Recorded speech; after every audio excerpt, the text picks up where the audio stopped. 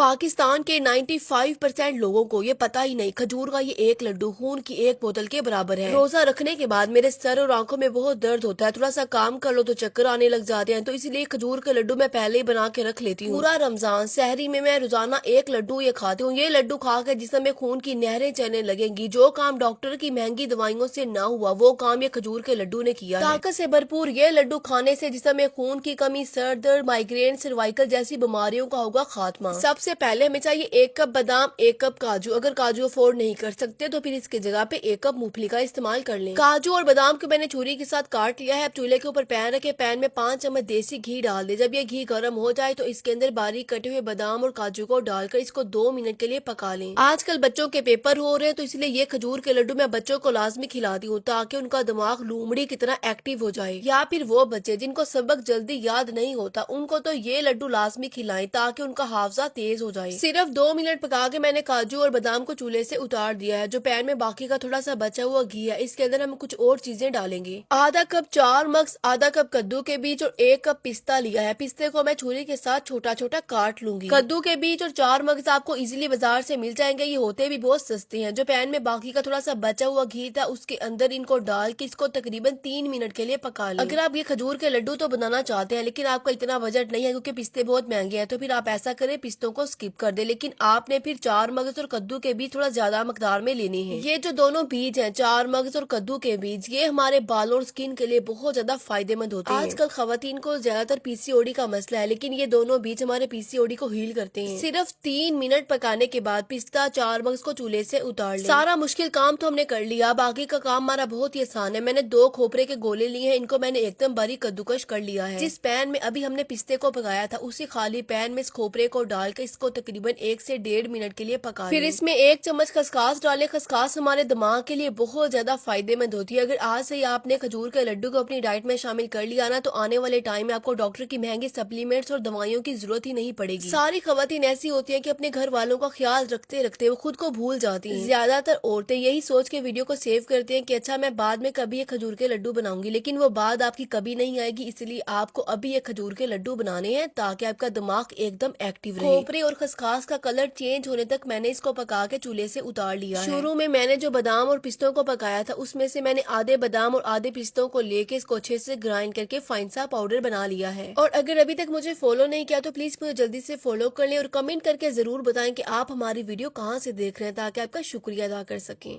अब एक खाली पैन में मैंने आधा कप अलसी डाली है। ये डालना बिल्कुल ही ऑप्शनल है क्योंकि आजकल हेयर फॉल का बहुत मसला है, बहुत बाल टूटते हैं, तो इसीलिए मैं इसमें अलसी लाजमी डालूंगी। अलसी को मैंने खाली पैन में डालकर तकरीबन 4 से 5 मिनट पका के चूल्हे से उतार के हल्का सा ठंडा कर लिया। फिर इसको ग्राइंड करके इसका फाइन सा पाउडर बना लें। अब हमें चाहिए खजूर। आजकल रमजान है तो ये इजीली आपको बाजार से मिल जाएगी। मैंने 1.5 कप खजूर को लेके इसकी गुठली को निकाल दिया है। अब इसको ग्राइंड कर ले। ग्राइंड करने में मुश्किल हो तो मेरी तरह इसमें थोड़ा सा पानी भी डाला जा सकता है। अगर आपके पास अच्छी वाली मिक्सर ग्राइंडर है तो फिर आपको पानी डालने की जरूरत नहीं पड़ेगी। मैंने तो सिंपल मिल्क शेक बनाने वाले ब्लेंडर जग में किया था तो इसीलिए मुझे इसमें पानी डालना पड़ा। अब पैन में दोबारा से थोड़ा सा घी डालें। तकरीबन ये 4 चम्मच घी है। इसके अंदर ग्राइंड किए हुए खजूर को डाल के इसको तकरीबन 5 मिनट के लिए पका लें। मैंने क्योंकि खजूर में पानी डाल के ग्राइंड किया था तो इसीलिए इस खजूर को पकाना जरूरी है। लेकिन अगर आपने वैसे खजूर को ग्राइंड किया है उसमें पानी नहीं डाला तो फिर आपने खजूर को 5 मिनट के लिए नहीं पकाना, सीधा घी में खजूर को डाल के 1 मिनट पका के चूल्हे से उतार लें। खजूर को मैंने लो फ्लेम पे 5 मिनट पकाया है। अब इसके अंदर सारी चीजों को डाल दें। इन सारी चीजों को मिक्स करते हुए मैंने चूल्हे की फ्लेम को बंद कर दिया है। दोस्तों आपको तो पता है कि आपकी बाजी गाँव में रहती है और हम लकड़ी का चूल्हा इस्तेमाल करते हैं, लेकिन लोगों ने मुझे इतने कमेंट किए कि बाजी प्लीज गैस का चूल्हा ले लो। ये मैंने पहली रेसिपी गैस के चूल्हे पे बनाई है। अगर मैं आपको सच बताऊं तो मेरे लिए लकड़ी का चूल्हा ही ज्यादा बेस्ट है क्योंकि गैस के चूल्हे पे सब कुछ जल्दी जल्दी हो रहा था, सब जल्दी जल्दी भाग रहा था, समझ ही नहीं आ रही थी कि क्या करें। सारी चीजों को अच्छे से मिक्स करके इसको किसी खुले बर्तन में निकालें। मैंने इसके लड्डू बनाए हैं लेकिन अगर आप चाहें तो इसको ऐसे हलवे की फॉर्म में रख लें या फिर इसको किसी बड़ी प्लेट में सेट करके इसको बर्फी की शेप में काट लें। और ये सारे मिक्सर को मैंने ठंडा करके फिर इसके लड्डू बनाए। ये खजूर के लड्डू खाने में इतने जबरदस्त टेस्टी, माउथ मेल्टिंग होते हैं ना, बस दिल करता है खाते जाओ खाते जाओ। ताकत से भरपूर ये खजूर के लड्डू जिस्म को शेर की तरह मजबूत बनाएंगे और दिमाग लोमड़ी की तरह एक्टिव हो जाएगा। बस इसको एक बार बनाएं और फ्रिज में रख के इसको तकरीबन 6 महीनों के लिए स्टोर कर लें। अगर आपको भी मेरी तरह माइग्रेन का मसला है, सर में बहुत दर्द रहता है, तो ये रोजाना आपने 1 लड्डू लाजमी खाना है। जायके में ये इतने लाजवाब के महंगे हलवे और मिठाइयाँ भी फेल है इसके आगे। जिस्म में खून की कमी पूरी होगी, जिस्म के सारे पुराने दर्द, जोड़ों पट्टों के के दर्दों का होगा खात्मा।